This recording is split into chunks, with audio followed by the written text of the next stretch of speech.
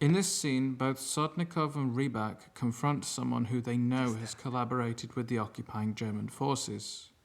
Both judge him almost impulsively. However, through the course of their exchange, there are, if not mitigating circumstances, then some annoyance. It was not for money, but rather survival. Both he and his wife are aware that this decision might cost him his life, and there is an unspoken tension which derives from whether or not Rybak will kill him for the choice he has made. This scene foreshadows the bind which both Sotnikov and Rybak will soon find themselves in.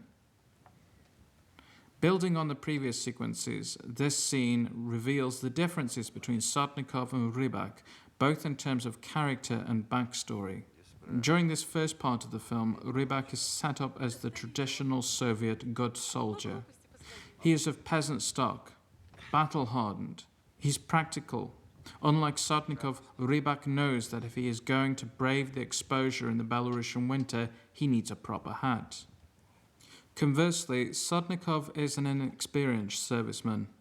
What is more, he doesn't appear to be a particularly effective soldier. There's also a class difference. As we know from the previous scene, Sotnikov is a teacher, whereas Rybak's concerns are earthly, Sotnikov's are lofty. It is not simply that Sotnikov is good and Rybak is bad. Rybak is practical. Rybak compensates for Sotnikov's lack of experience. Sotnikov is already suffering from the cold. Rybak is aware of this. Later, when Sotnikov gets shot, Rybak refuses to let him die. His characters, particularly in the way Shepitko draws them, they have an almost dialectical relationship. In other words, one defines the other. Sotnikov wasn't Bykov's original title. His preferred title was Liquidation. Bykov disliked the title Sotnikov because his story was not just about the character of Sotnikov. Rather, it was about two characters, Sotnikov and Rybak.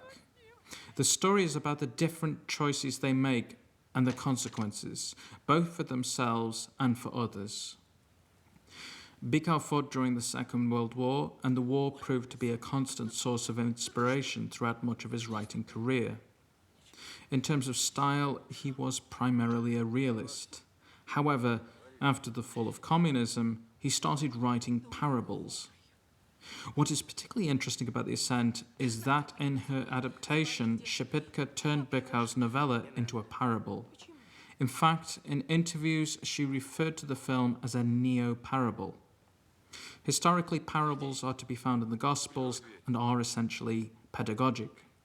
However, as a genre, the parable was also favoured by the existentialists, writers such as Sartre and Camus, authors who Bykov took a particular interest in, particularly during his final years.